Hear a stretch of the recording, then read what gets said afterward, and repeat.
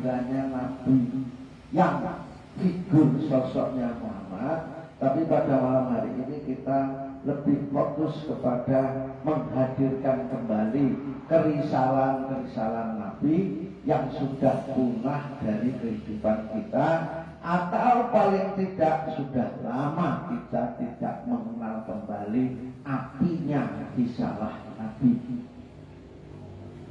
Ini yang kita nanti akan kita bahas. Jadi malam hari ini langsung saja, karena waktunya sudah malam, materinya agak padat, kita langsung saja menuju ke materi.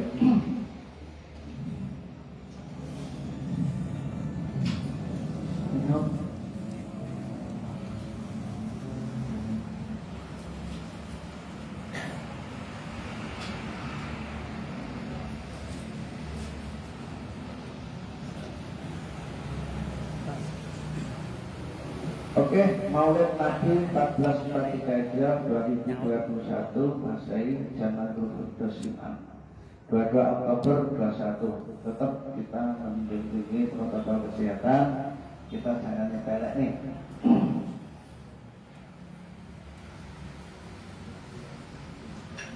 Apa temanya malam hari ini? Dalam rangka kita pada malam hari ini memiliki tema ini,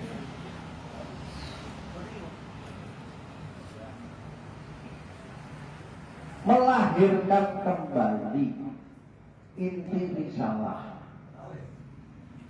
Jadi orang Rabiul Awal lahirnya Nabi, 25 Desember lahirnya Isa. Kita lebih mengarah kepada bagaimana inti risalah itu kita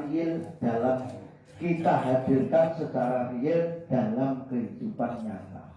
Ini yang kita tuju fokusnya. Jadi dulu siapa ya, lupa saya, tokoh dari Islam pada saat untuk menggairahkan kembali perang yang saat itu pasukannya sudah mulai mulai kendor semangat, terus kemudian dikenangkan kebetulan pas Rabiul Awal, maka terus diadakan Maulid Nabi di saat perang. Untuk apa? Membangkitkan semangat. Siapa? Titik-titik Al-Ayyubi itu siapa? Salahuddin Al-Ayyubi. Itu yang pertama kali mengadakan Maulid Nabi. Untuk apa? Membangkitkan semangat umat Islam berperang melalui apa? Pesan moral yang ada dalam kerisalahan Nabi. Malam hari ini kita melahirkan kembali inti risalah. Apa inti risalahnya? Akhlakul karimah melalui syariat. Syariat yang pasti melahirkan akhlakul karimah. Tidak pernah ada syariah yang tidak melahirkan akhlakul karimah. Bukan upacara. Kita ngomong Maliki Yaumiddin, itu tidak sekedar syariat sing lek wis muni ngono berarti awake dhewe nyembah nek Gusti Allah, tidak. Bagaimana cara berpikir siklusnya? Awake dhewe muni Maliki Yaumiddin, awake dhewe kelingan hari akhir, ngati-hati lek muni, ngati-hati lek bersikap, mergo di Maliki Yaumiddin nanti kita diminta pertanggungjawaban. Ini buah akhlaknya. Lek awake dhewe ngati-hati dalam bicara, kita nanti menjadi dekat kepada Tuhan. Semakin perilaku baik kita kuat, kita semakin terdekatkan kepada Tuhan. Tujuannya Maliki Yaumiddin sing mendekatkan, tapi akhlak dari Maliki Yaumiddin yang akan mendekatkan kepada Tuhan. Loh, kan ini tidak pernah dipahami yang semacam ini. Justru ini loh nanti yang akan kita hadirkan dalam kehidupan. Bagaimana Anda melahirkan wa iyyaka nasta'in dalam hidup? Bagaimana Anda melahirkan Allahus Shomad lahir dalam hidup? Ora terus koyo sing sebelah Pak Mun nang ngarep demam. Mas rokol babu alai nararo. Muni ngono.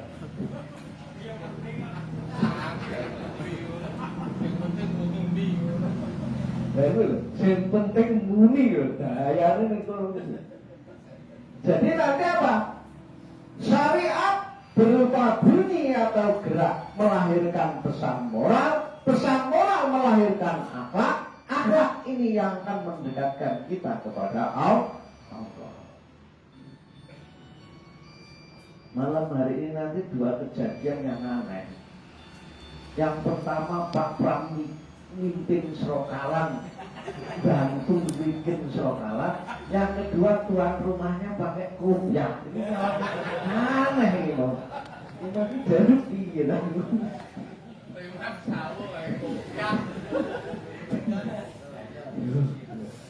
Melahirkan kembali inti risalah real dalam kehidupan nyata. Intinya risalah.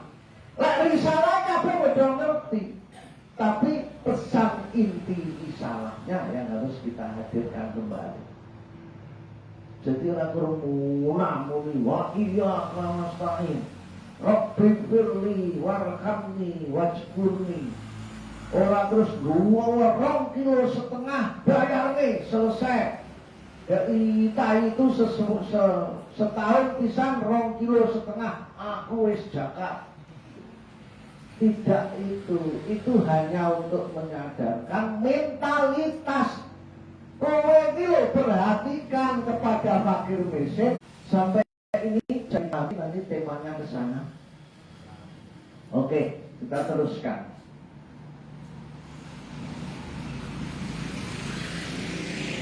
Pak Haji ini tadi bibitnya rodok molor loh, tadi kingko bare ya rodok molor. Model kehidupan bermasyarakat di 3 zaman yang berbeda. Kita kembali flashback kepada zaman dulu, memperbandingkan zaman ketika jahiliyah bagaimana, saat Rasulullah bagaimana, zaman sekarang bagaimana. Jahiliyah saat ada Rasulullah, pasca Rasulullah. Mari kita lihat.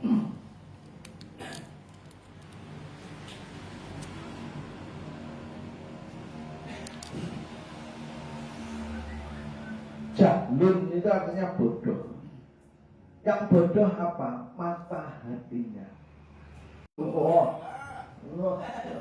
Senang lihat ya.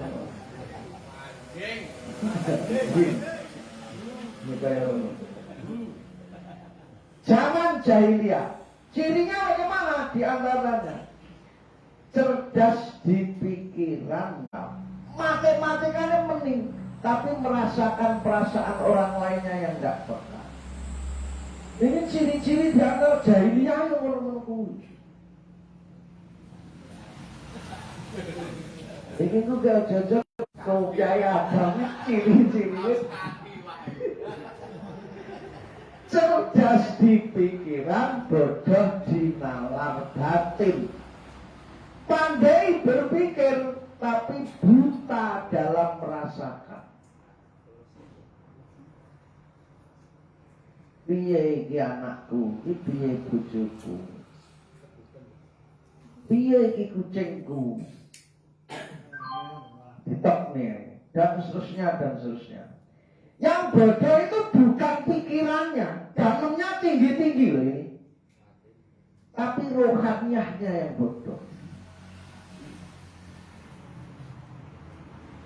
Dalilnya pinter-pinter, apa hadis, bahkan takdirnya bagus, harusnya bagus, tapi perasaan ini tidak ada hubungannya dengan itu semua.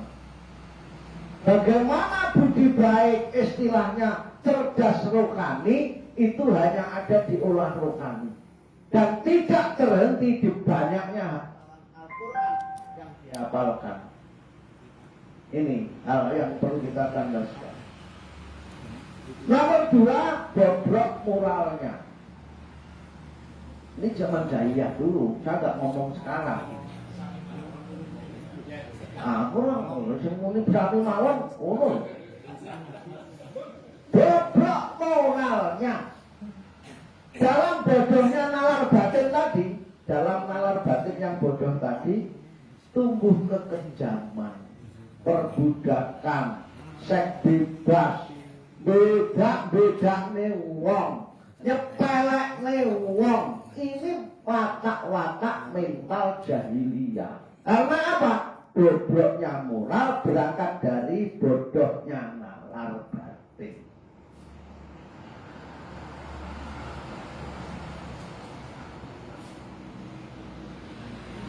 Sampai-sampai tidak ada kejelasan ukuran mana yang benar dari mana yang salah, yang baik dari yang buruk.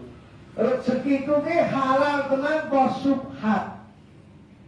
Iki wis dadi tekku apa urung? Ini tidak jelas. Sekali lagi ini zaman jahil. Kalau sekarang apa? Tidak ada. Wes to lah mbok nakale kaya ngapa lek wis pakai baju Ka'bah mesti munggah swarga.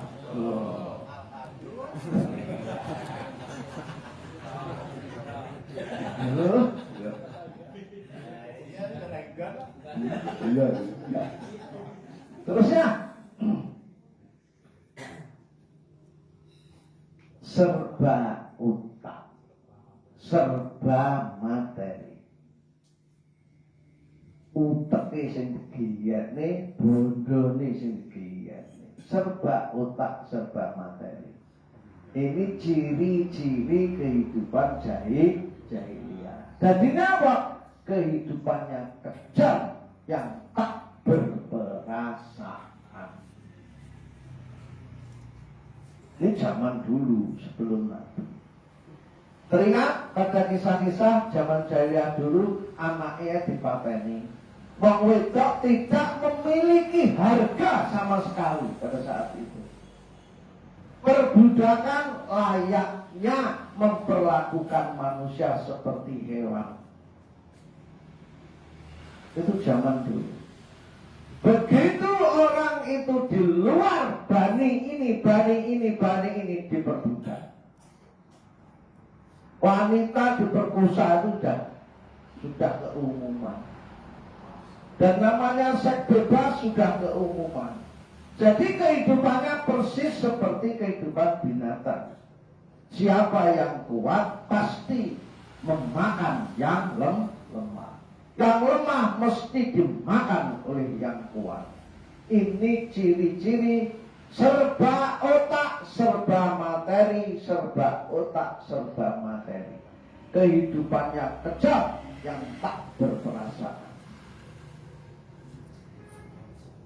Sing penting sikap, sing penting oleh, sing penting akeh. Ini prinsip-prinsip orang-orang yang tidak memiliki nalar batin, yang akhirnya tidak memiliki perasaan. Lagi zaman kapan?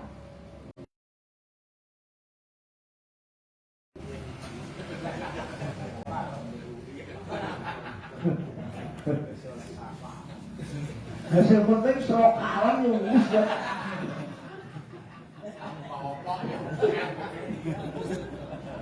Loh, ikut kiai sepuh, saya ikutnya kaya ngono.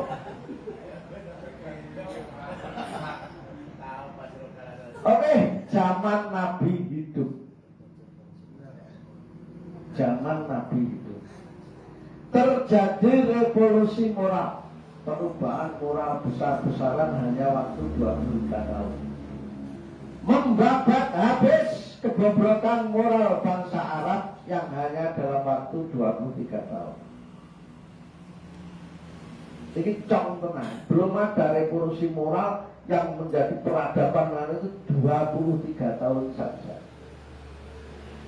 Di Madinah 13 tahun, di Mekah 10 tahun. Keberanian Nabi menegakkan hukum kebenaran diakui dunia.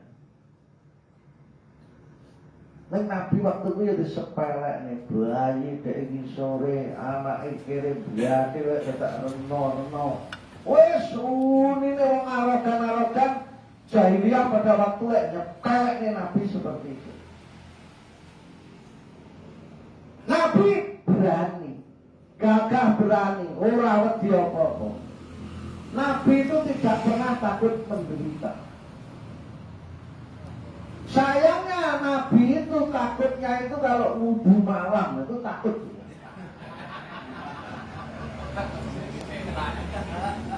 Wedi lek bare ora iso turu terus engko awake lara.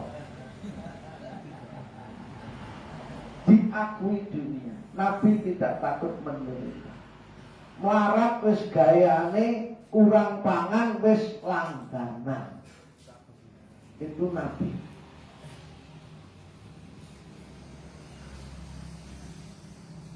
Kegigihan perjuangannya diakui oleh musuh-musuhnya. Musuh-musuh Rasulullah ini jadi grogine iki karo bagaimana Rasulullah itu tidak pernah takut menderita. Jadi cara saiki ini musuh wong konyol. Pati digoleki, derita malah sandangane. Lek musuh ngono kan nyapo. Grogi sendiri. Gak enak titik. Gak enak titik miso-miso lah. Kuwi santri nek Kanjeng lah, Kanjeng Nabi.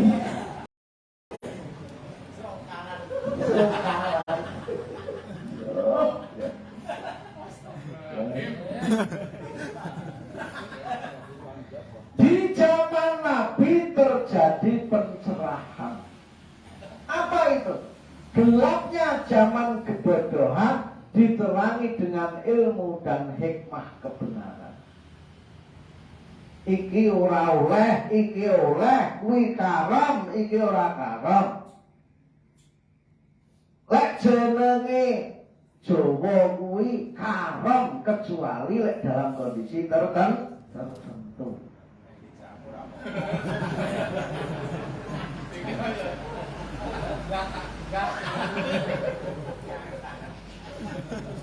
Alah umur sidik dia ngumpuli konsol. Kayak logikanya ini suwene digaya alasan muntir-muntir orang pria ini patut ngombe. Jalan damai dan selamat sudah merupakan kiblat dan tujuan hidup bagi keumuman masyarakat saat itu. Mamangane kiblatnya apa? Bondo, sek, hanya itu. Jahiliyah itu seperti itu.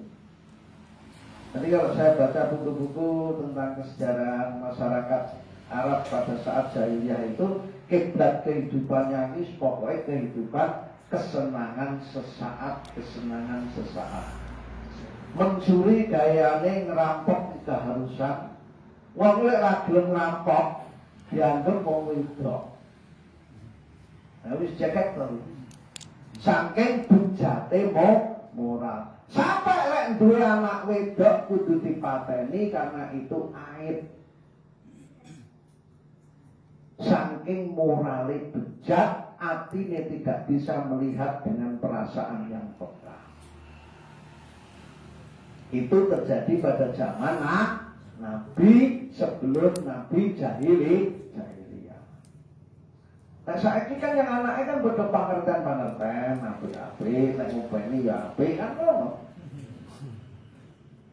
Abot rokok apa abot SPP?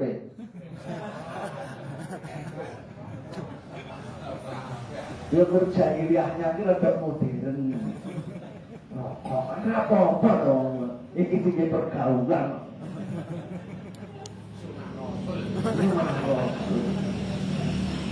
Orang ngayani bojo ya utang-utang ning bojo. Tertatanya kehidupan. Kehidupannya menjadi contoh. Mamangane rusak-rusakan yang ada adalah lengan gede karo yang lemah. Sapa sing kuat ya dia yang berkuasa yang kaya. Dalam tegaknya peraturan yang kokoh, sudah adanya aturan benar salah yang tegas. Ini zaman kehidupan Nabi. Ojo kok anakku dhewe Fatimah lek nyolong sing motong aku. Ini gara-gara wong Yahudi glubuti ning Kanjeng Nabi karena ada anggota orang Yahudi yang mencuri. Kayak wis jadi terbukti keumuman lagi itu lek Rasulullah kayak potong tenan gitu. Akhirnya tokoh-tokoh tertentu ngerapek-ngerapek neng Nabi. Untuk piye Nabi digoleki ini, gak iso tetep potong tangan.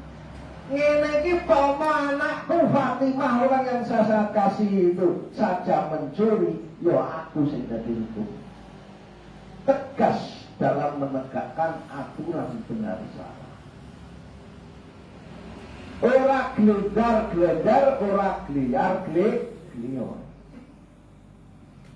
Dan ingat kan? Dia ini kok ada ini.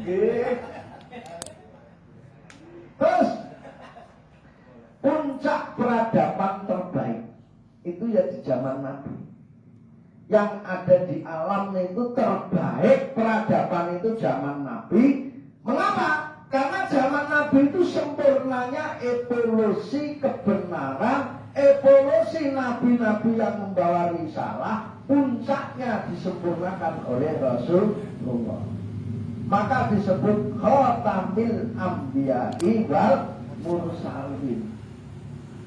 Serokalan orang-orang penutup penyempurna dari rasul-rasul dan nabi-nabi sebelumnya. Artinya apa? Sempurnanya risalah justru di titik puncak berada di kesempurnaan Rasulullah. Puncak kesempurnaan berbagai ajaran Nabi dan berbagai aliran paham keyakinan yang telah berlangsung sebelumnya. Maka dari itu zaman Nabi itu zaman peradaban tertinggi. Di zaman Nabi dia menciptakan bukan negara Islam. Dia menamainya negeri sebagai Madinatul Munawwarah, Madani, masyarakat yang berperadaban. Di mana di situ itu Kristen, Nasrani, Yahudi dilindungi. Sing merusak gerejamu musuh Muhammad duduk kowe. Sing merusak sinagogmu musuh Muhammad duduk kowe. Iki kok wong Yahudi diserang, Nasrani, Islam kabeh kudu cancuk. Bahkan wong kafir kae aja kok musuhi. Wis ben ora beragama yo ben. Awake dhewe di sini kita melindungi karena rahmatan lil alamin kita. Karena misi suci kita khalifah di muka bumi. Orang terus apa layat murni tak itu orang ngedemi negara Islam kabur. Wah. Tunggus Islam dia Mekah neng Jawa wujude. Jadi di sini itu Rasulullah itu begitu menjunjung tinggi semua makhluk. Bahkan dalam hadis apa? Semua makhluk itu kasihnya Gusti Allah. Siapa yang mengasihi sayangi makhluk, dialah yang paling disayang Allah. Al-Khalqu kulluhum Allah. Semua itu batinnya Allah. Siapa yang nyembadani batinnya Allah, dialah yang menjadi paling dekat dengan Tuhan. Itu hadisnya Nabi. Semangatnya Nabi terkait seluruh makhluk yang pasti disantuni. Lek ene wong megeli ora digeti. Lek ene wong megeli ora dipegeli. Justru bagaimana dirangkul, bagaimana dididik, bagaimana diarahkan. Ini sembodone menjadi seorang pendidik, sembodone menjadi seorang yang dituakan di saat itu. Okeh musuh Rasulullah itu takut karena belai kasihnya Rasulullah, tidak melalui peperangan. Suku-suku tertentu menyatakan dia tunduk kepada Rasul, masuk ajaran Rasul bukan karena perang, tapi karena kasih sayang Rasulullah.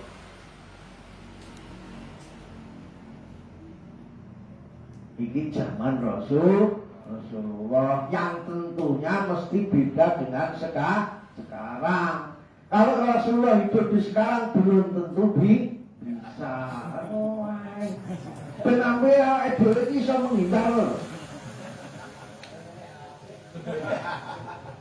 Jadi ya diomongi nek ya diwai alasan ben lek murka iki ben penak lho.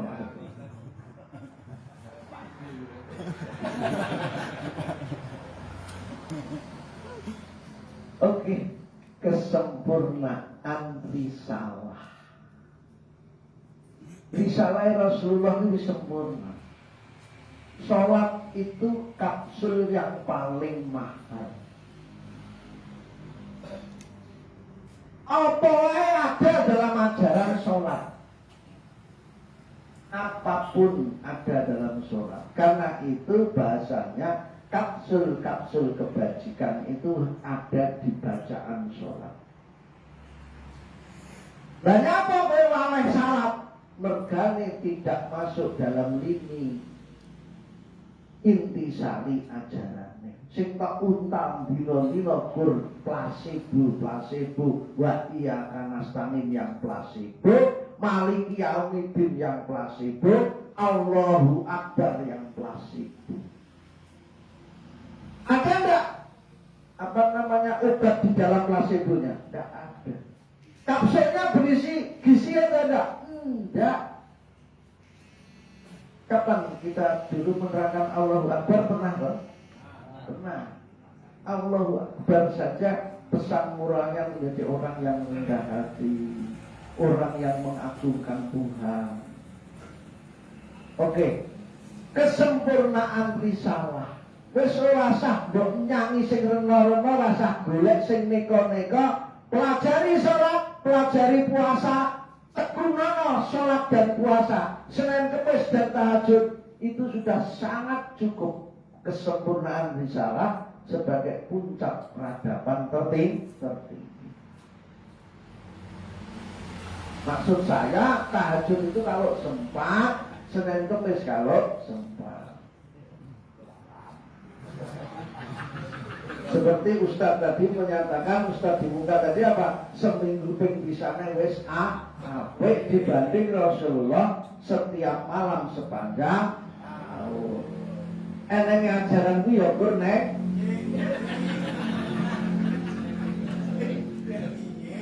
Piye bocah.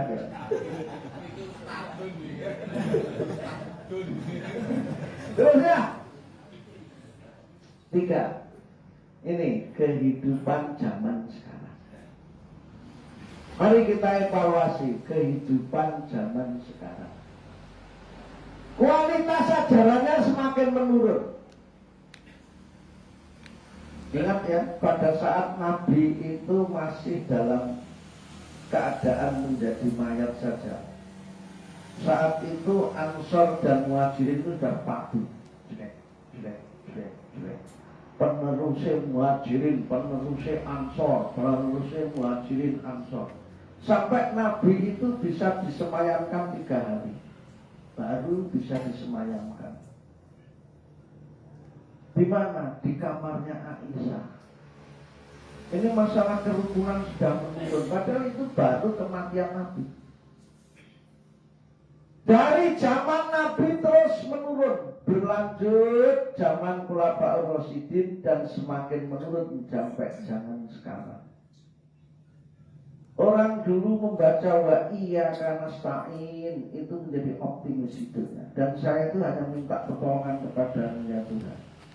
Nah sekarang mergo kulina obat. Lek ora cepaan obat wedi.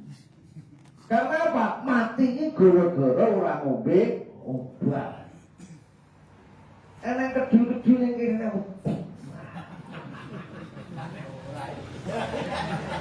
enak wong muni inna lillahi wa inna ilaihi raji'un. Wis monggo. Karena sing marai mati iki uni innalillah. Ini sudah menurun dan semakin menurun sampai sekarang. Bukan mereka itu tidak sholat, tapi mereka itu membaca plasibu bacaan sholat yang kurang memiliki inti syariat. Nah, tadi temanya apa? Menghadirkan inti syariat dalam hidup.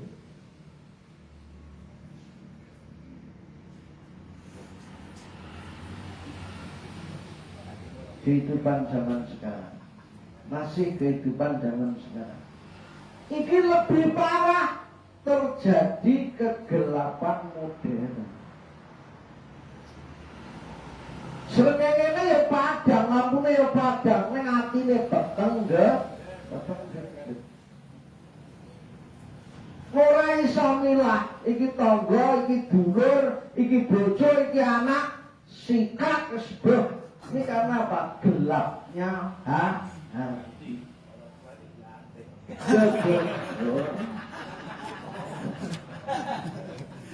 Kok orang tua dilantik ini?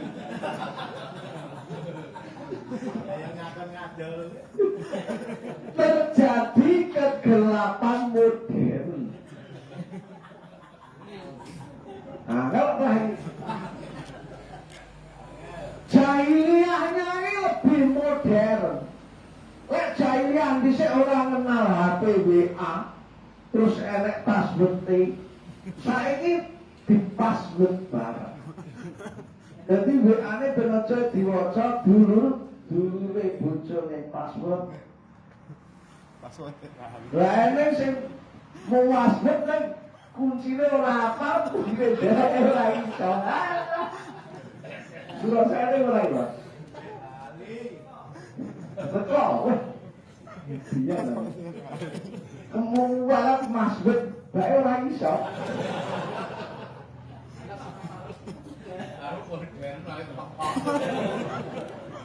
Emang dhisik HP-ne anyar diduandakne tibake iki baterene entek. Iki wong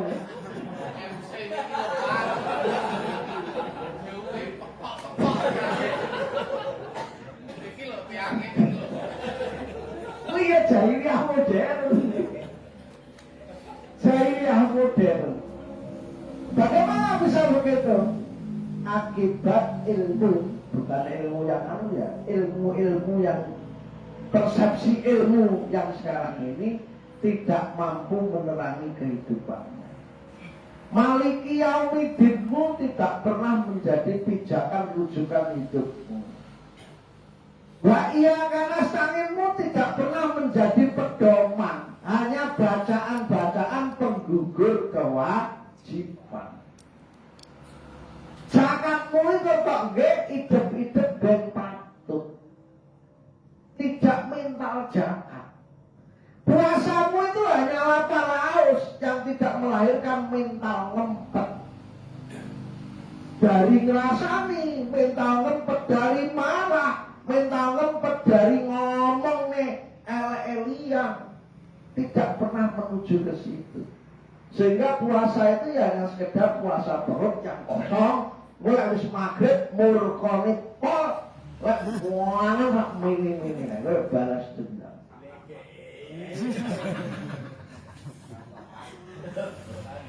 Kenapa? Ilmunya tidak menerangi kehidupannya. Sama dengan puasanya tidak menerangi kehidupannya, sholatnya tidak menerangi kehidupannya.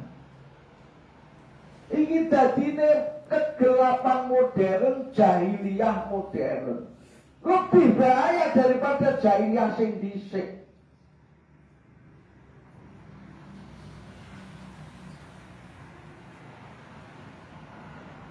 Beringe wong saiki iki luwih rapi timbang beringe wong biyen.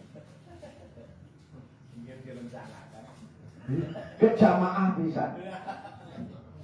Kek padha nggo kopiah rek rapat.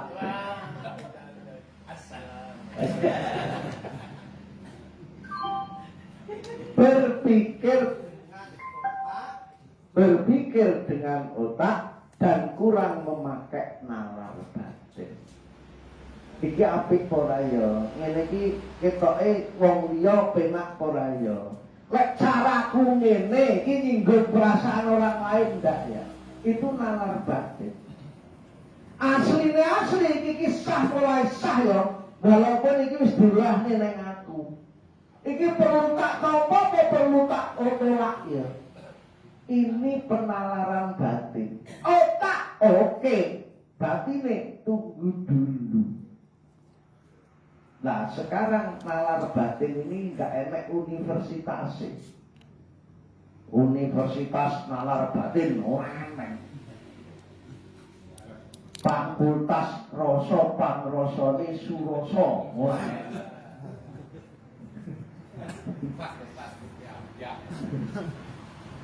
Gawe password misalnya lagi sabuing ngiblah. Cerdas di pikiran tapi bodoh di nalar batin. Banyak karena penggunaan rasio yang salah. Lek ora neng obat aku mati, lek ora mangan aku luwe. Mergo sing gawe wareg iki dudu Gusti Allah tapi sego. Keyakinane ngono kuwi. Banyak karena penggunaan rasio sing salah mau, akhirnya orang duwe keyakinan kepada Allah. Oh berhasil. Sing dadekne berhasil ki usahaku, ora enek perane Gusti Allah. Sampai akhirnya pitik lek iso sedina kon ngendhok ping 4 kene iki.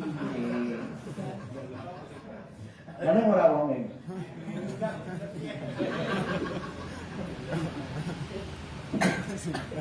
Musa anu keduan dok, pun digoda godok kan. Ini. Jadi karena apa? Salahnya dalam ngecakne rasio, keyakinannya rapuh, bahkan tidak memiliki keyakinan. Kamu sebetulnya yang menyembuhkan itu obat atau Allah? Nanti masih tinggi. Yolah, kene ini Allah, tapi kene ini obat. Sing marakne waret ki asline Allah atau sego? Allah. Jadi kene iki mergo saking pakulinane menggunakan rasio logika.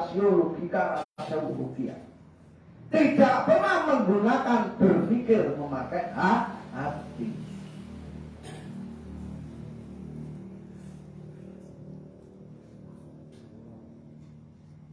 Lingkup kaya ya.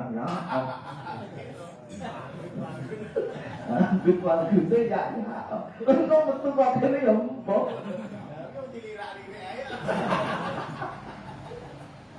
Oke, terusnya. Ini akeh lho kira sing ngono iki zaman sekarang iki.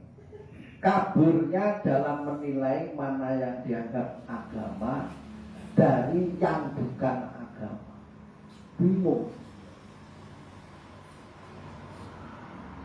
Ini sajane agama padha agama. Bingung. Ajaran itu sudah kabur.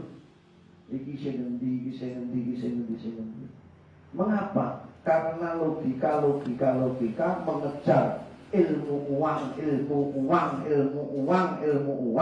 tidak pernah belajar ilmu agama, tidak pernah belajar ilmu benar salah baik buruk, tidak pernah mengejar ilmu aku ben slamet iki piye. Sing digoleki kok aku kudu oleh, aku kudu akeh, aku kudu oleh, aku kudu akeh. Itu terus saja yang dicari. Bukan kok piye aku ampri berkah, piye ampri aku selamat. Kata berkah, kata selamat itu sudah langka dari kehidupan. Yang ada adalah banyak hasil.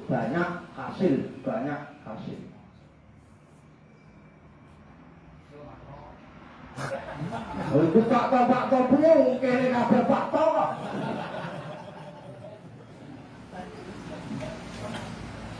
Iki lho dadine bingung mana yang agama, mana yang tidak agama.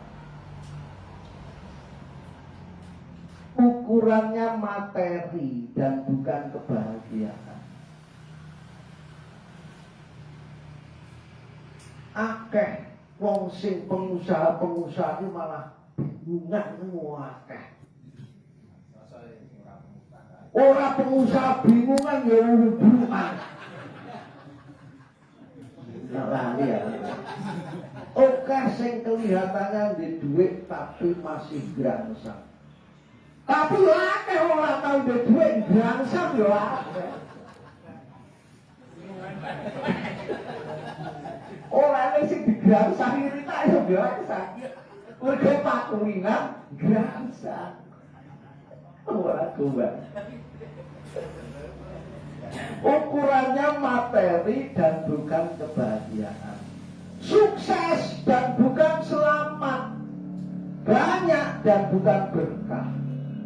Ini loh mata hatinya kabur dalam memberikan ukuran atau value bagi kehidupannya. Jadi uripe dhek ukurannya tidak pernah jelas. Lah ukurannya ora jelas kok urip.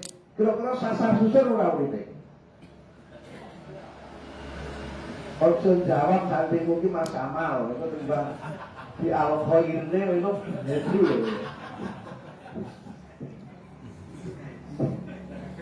baru nyedek mbahmu itu nyedek Mas Amal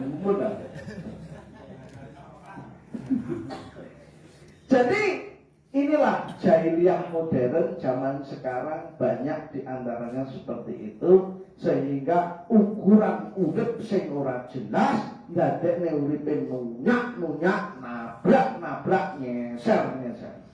Mengapa? Garisnya urip gak jelas.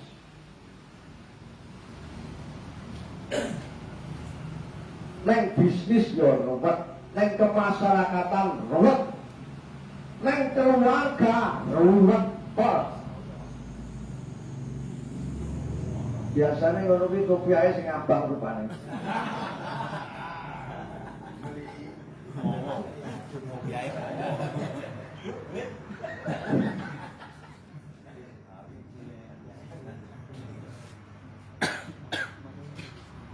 Karena tolok ukurnya materi. Karena tolok ukurnya materi, kehidupannya sasar susur nunyak-nunyak. Nyapa nunyak-nunyak dikejar terus karo materi. Nyapa sasar susur mengejar golek dalan, golek terobosan, golek jurus, golek tipuan, golek rekayasa. Ekonomi kakang sasar susur dalam kehidupannya. Macam kok ngomong, lalu Pak Gerita itu apa?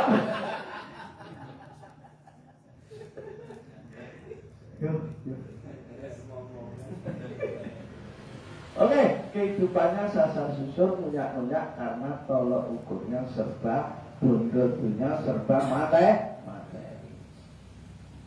Iku kan ora wong agama ngene.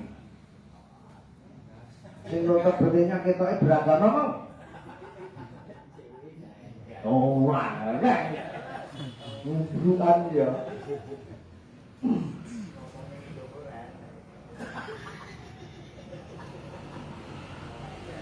Kembali ke Maulid Nabi kita.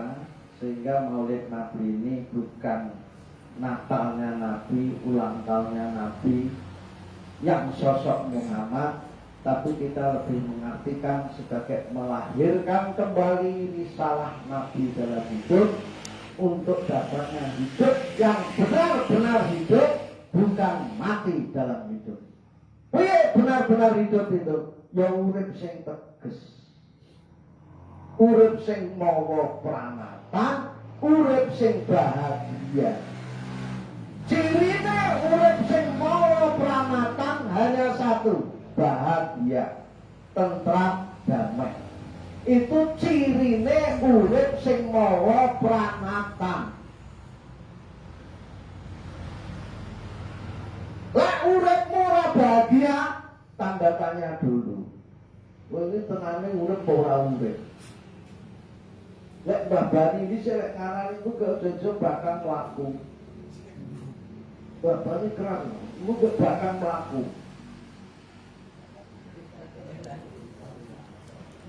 Karena apa? Sebetulnya dia tidak mati. Dia itu tidak hidup. Cirinya bahagia.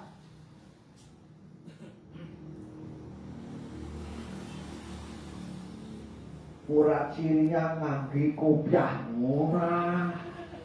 Cirinya bajune takwa ora. Bahagia.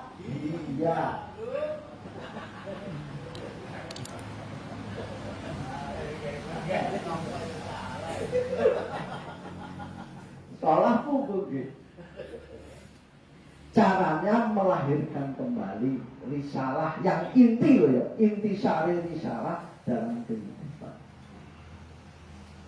Saya teruskan dulu.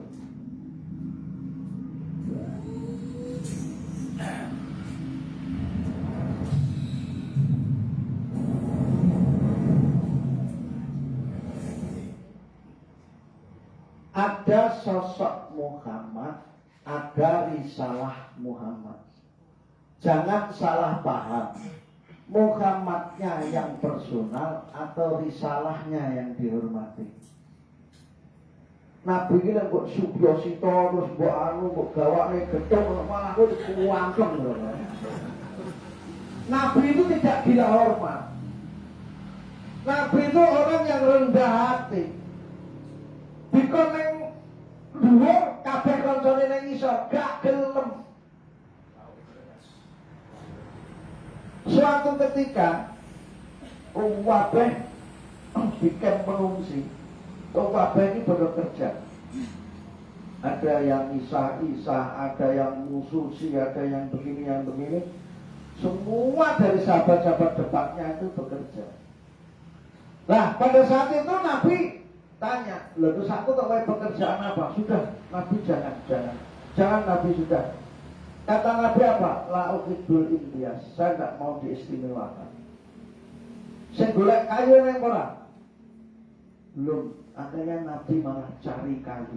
Pekerjaan paling berat, pekerjaan paling bahaya. Padahal dia ini presiden, raja diraja. Yang rendah hatinya seperti itu.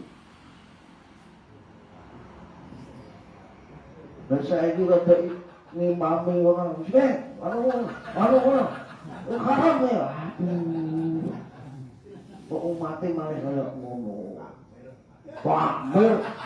Takbir tanda tangan. Ini.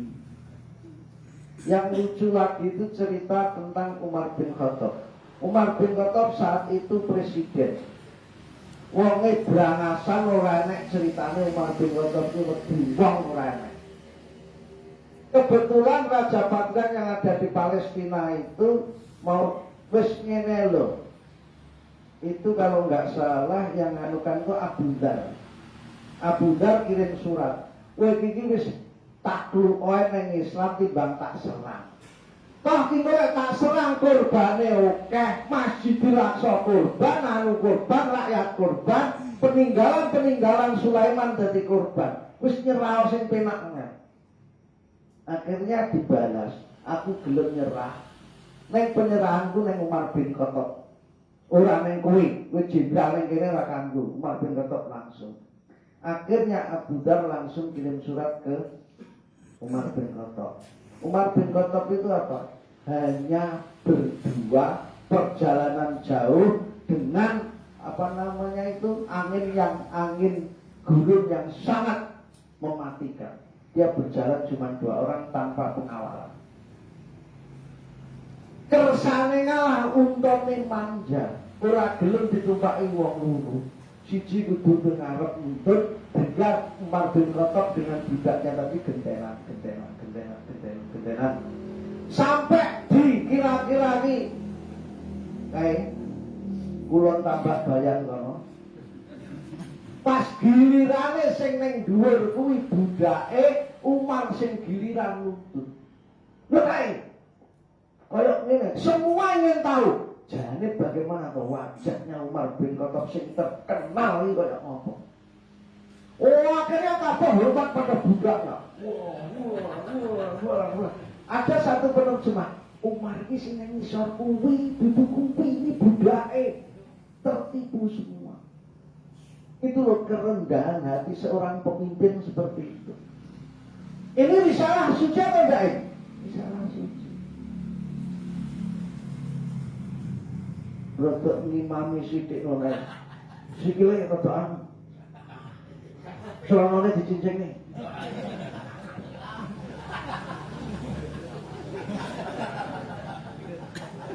Maka ngimami ngono otoriter.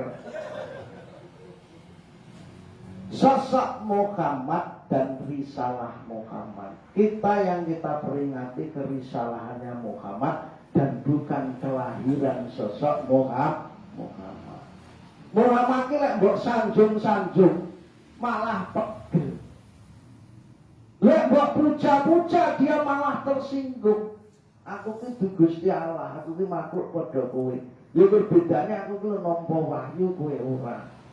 Suatu ketika rapat membuat kondak parit Rasul menerima wahyu atau tidak? Tidak, saya tidak ada wahyu.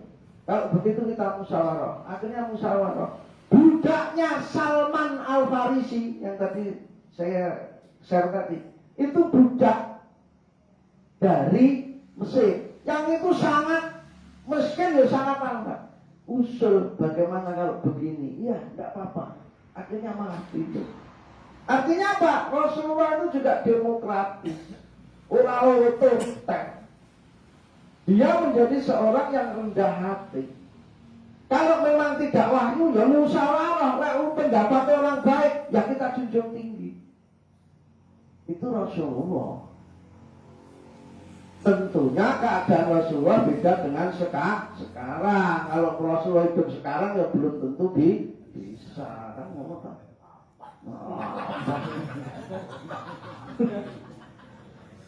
Di sini kita taat pada ajarannya dan tidak kultus pada figur orangnya.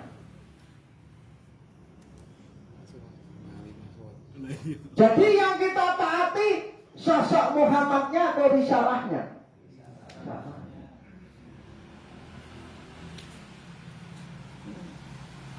Oh, terus nang guru lek nyembah kaya apa?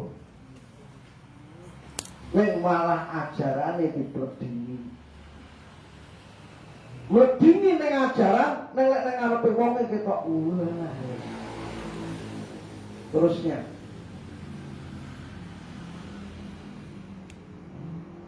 Muhammad itu orang biasa layaknya kita. Bedanya dia itu menerima wahyu. Ada dalam Quran? Ada. Aku ki menungso biasa. Hanya suatu ketika saya menerima wahyu. Ini bunyinya Quran ini. Terusnya.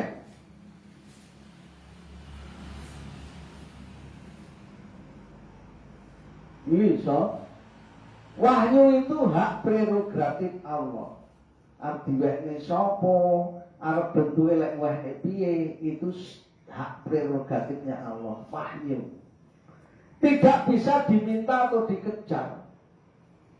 Wahyu dikiter, wahyu digoleki. Wahyulah yang mencari tempat dan tidak tempat yang mencari wahyu. Wahyu itu turun pada pribadi-pribadi yang memang betul-betul tanpa ada kekotoran jiwa. Rasulullah itu tipe orang itu, sehingga oleh Allah diberi wahyu. Pomo Pak Pram karo Mas Amal ini pomo potensinya diberi wahyu itu kan tetap Pak Pram kan.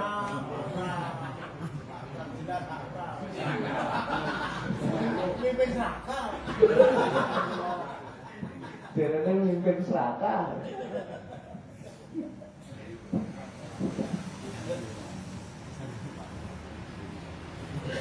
Muhammad itu tidak sakti. Muhammad itu biasa. Dia ya sakit, ya kesandung, ya metu getihe, Diantem waktu ya berdarah. Pada saat anu ya untune protol. Jadi ya betul-betul manusia biasa. Wis undi karo Surasa padha lah. Nah, banyak sekali adanya cerita palsu terkait kesaktian Muhammad. Sing ngene, sing ngono, sing ngene, sing ngono, sing ngene. Seakan-akan itu Muhammad, produknya Muhammad ya iso. Padahal dhek iki cara dilindungi awan tatkala berjalan dan sebagainya. Terus keluar airnya dari apa namanya? Ini. Dia sendiri itu karena perintah. Seperti itu dia tidak bisa mengkondisikan. Semua karena pertolongan Tuhan, karena sucinya batinnya Rasulullah. Surasa ini karena sucinya batinnya, yo kesane anaknya selamat. Nyatanya malah sombong.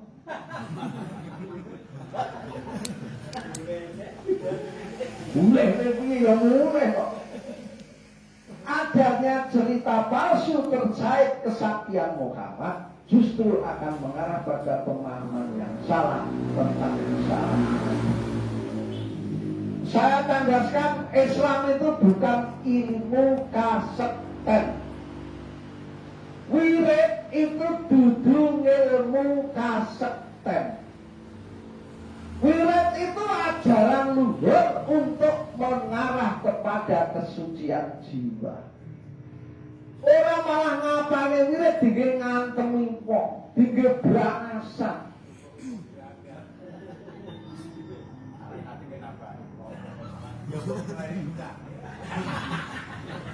Ora omong kamu.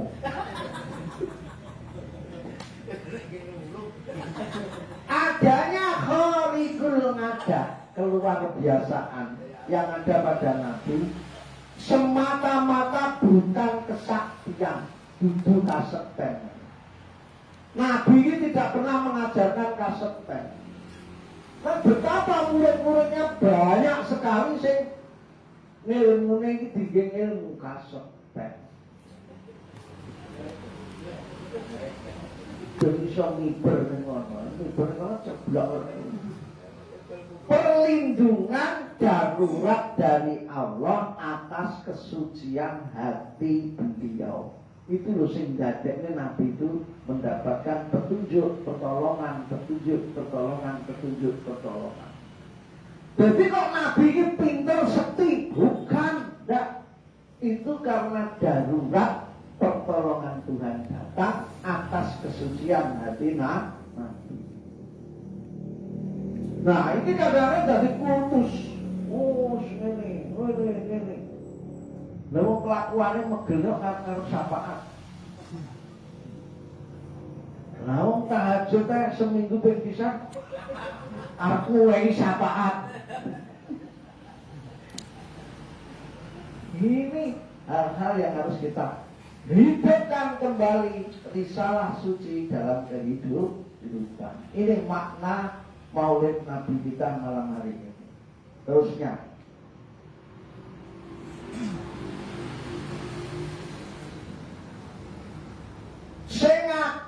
sing akeh, lihat paling atas itu.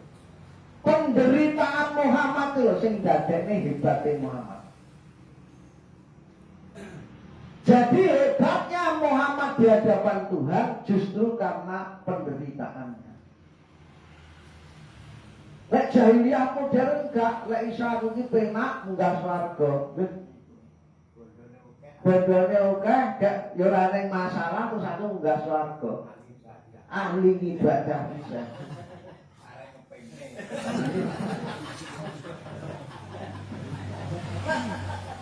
Logikane lek mulai lak.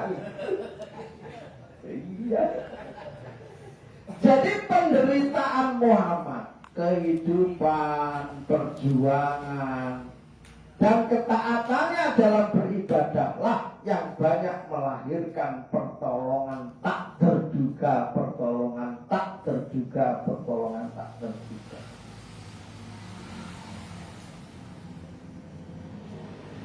Ora terus ngapalne iki ping sakmene dadine ngene. Ngapalne kula wakat ping 1000 dadine.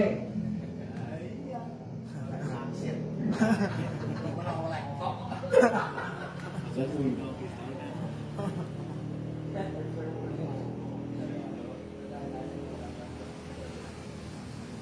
Terus tirakat ngene, nek dodolan karak ben slamet.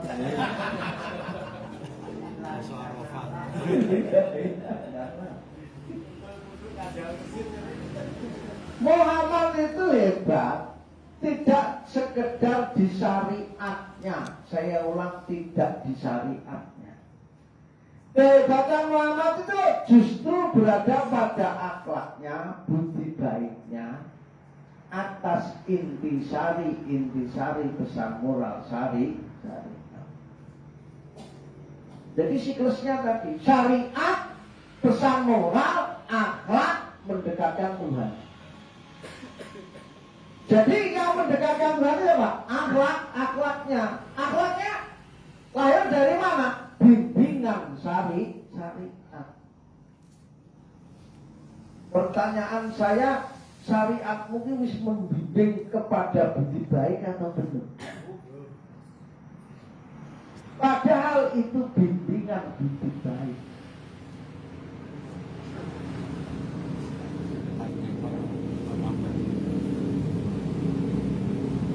Terusnya, semua musuh-musuhnya dan bahkan syaitan pun mengakui budi baik Muhammad. Lawang setan wir pada saat Nabi mau ke Yang Lahat itu menangis sambil hormat. Waduh, Muhammad sudah tidak ada. Siapa lagi yang mau mendoakan kepada saya? Jadi setan pun merasa kehilangan Muhammad. Sebagaimana kalau Pak Pram wa ilaihi raji'un kabeh padha bingung. Terus sapa gantine Pak Pram niku?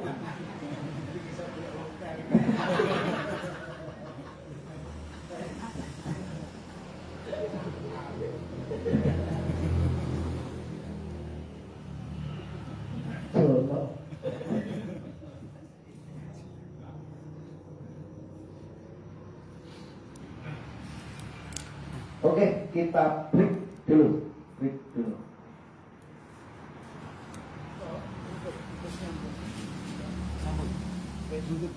Sambut.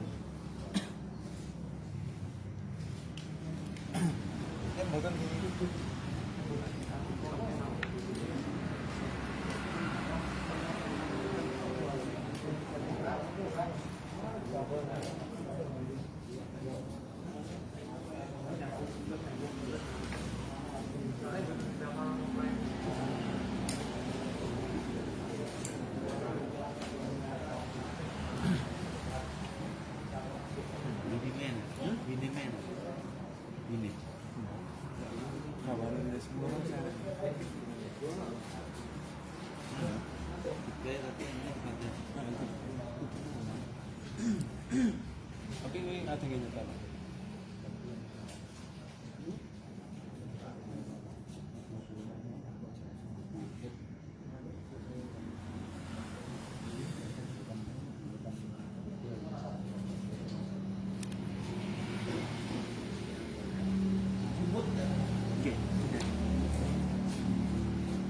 Tapi makanannya pena. Kamu dipakai ini.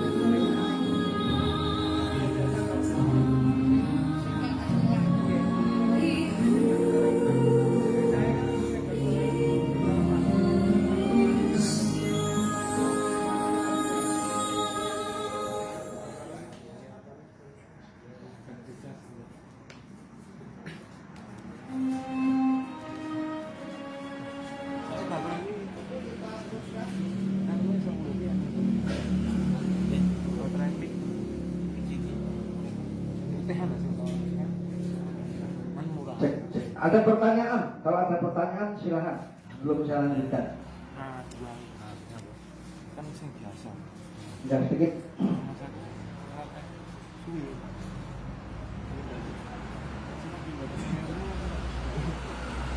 Ajaran Muhammad yang bermula asing akan kembali menjadi asing.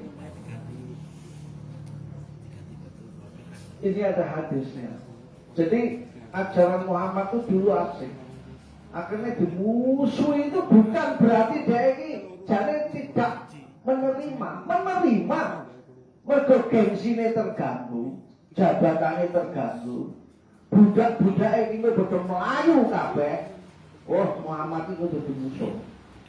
Ya, ini caranya tokoh-tokoh jahiliyah itu hancur semua nanti martabatnya. Nah, itu asing. Dari dimusuhi asing. Akhirnya menjadi asing lagi di zaman sekarang. Mengapa? Karena tidak menyentuh kepada intisari ajaran. Bahayanya di situ nanti. Oke.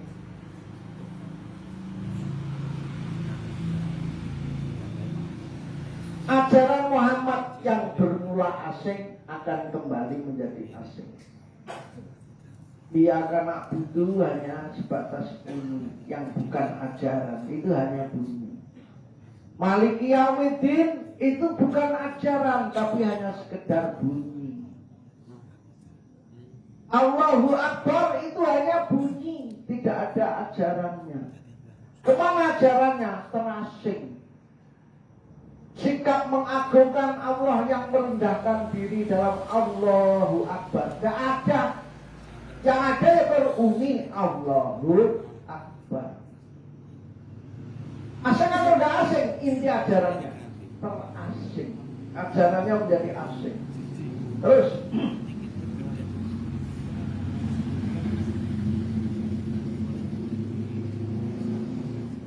mengapa terasing? Keterasingan itu diakibatkan oleh karena tidak tertangkapnya makna di balik pranata. Pranata Allahu Akbar. Maknanya ada enggak? Enggak ada. Karena itu jadi terasing. Sing enek kur placebo. Sing diuntal kur placebo. Wetenge kakean placebo, mukok placebo, neng orae neng intisari obatnya.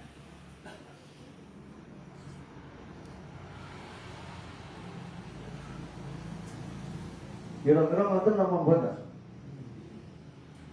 Muni alhamdulillah, muni rabbil alamin, muni Allahu Akbar, muni subhanallah. Tidak ada intisarinya. Intisari ajarannya tidak ada. Yang ada ya hanya sekedar uni. Kuwi kok dibalik nih antarane apa biungnya apa? Menco karo wong malah paseh menco. Ya Pak Ibu menco. Apa enggak kok hewe-hewe. Keterasingan diakibatkan oleh karena tidak tertangkapnya makna di balik pranata.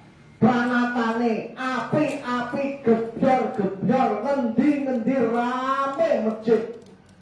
Itu pranatanya. Tapi maknanya masih sangat minim. Terusnya sing disebut keluhuran ajaran. Keluhurannya ajaran, luhure ajaran kuwi hanya ada di dataran rasa.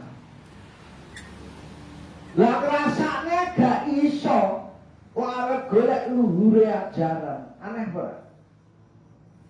Dan sama sekali tidak pada dataran pengetahuan. Sehingga saiki pengetahuan agama, carane wudu ngene, carane zakat ngene, khisope ngene, carane maca Allahu Akbar ngene, unine ngene, pengetahuan yang tidak pernah melahirkan rasane Allahu Akbar, rasane Bismillahirrahmanirrahim, rasane kemung, rasane ngapyukne banyu ning rai, rasane piye mbasuh rambut kepala, piye rasane kaki diwasuh. Dengan doa mudah-mudahan Allah memberikan karunia kebaikan dengan langkah kakiku.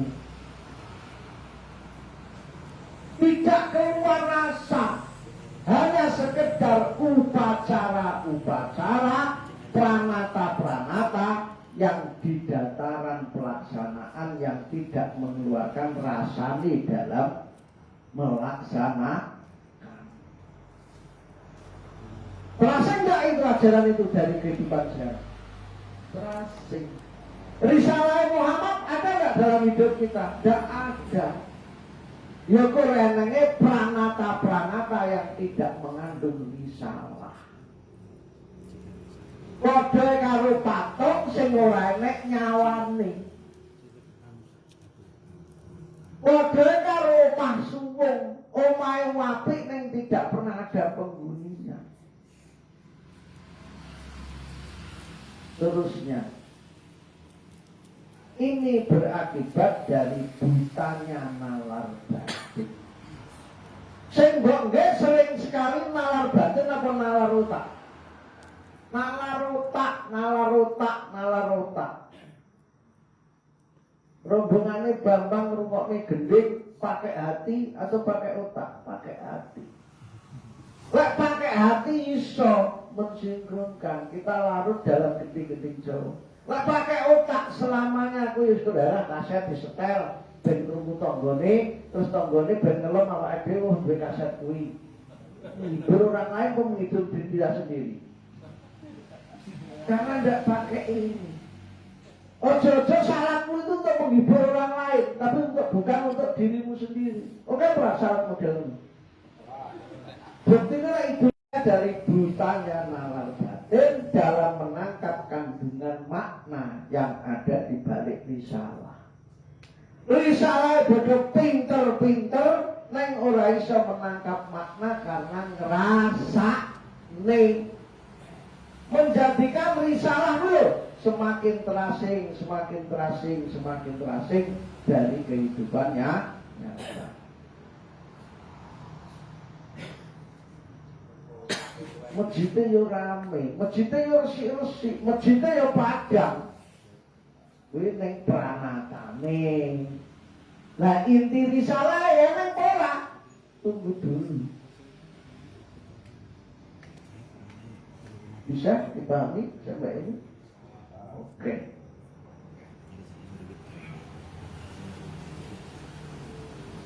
Nah ini terakhir. Keyakinan.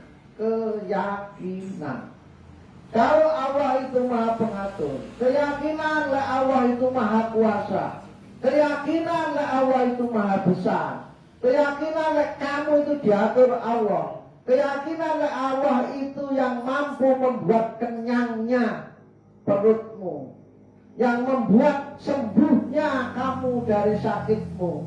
Keyakinanmu bahwa semua itu Allah hanya bisa digapai jika menggunakan nalar batin, dudu otak. Dan tidak sekedar terhenti di pemikiran yang di otak semata. Nah, iki lho marai awake dhewe ora tahu belajar menalar batin. Dari syariat-syariat yang kita tekuni, syariat yang aktif kita jalani, yang tidak kita rasa. Rasanya sego sing mbok maem dalam sendok yang ke-8 ini lho. Mergo pikiranmu ambisi ngerti lawuh kono-kono, sego sing kok rasane sak sendok iki mang iso mbok rasane tenan ora?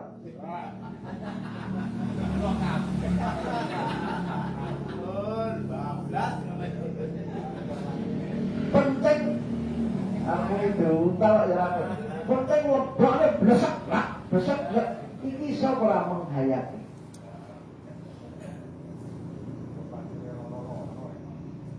Tatkala Anda mau memasukkan 1 sendok nasi di depan mulut, pikiranmu sudah melihat lauk yang di depan.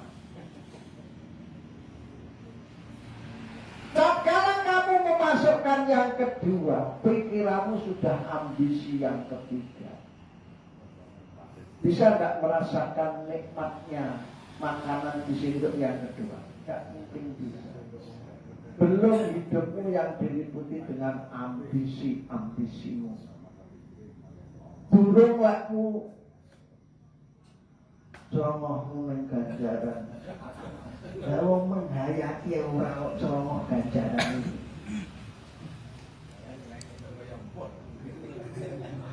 Ganjaran kok dihitung ngono. Rumasane dhek iki kalkulator.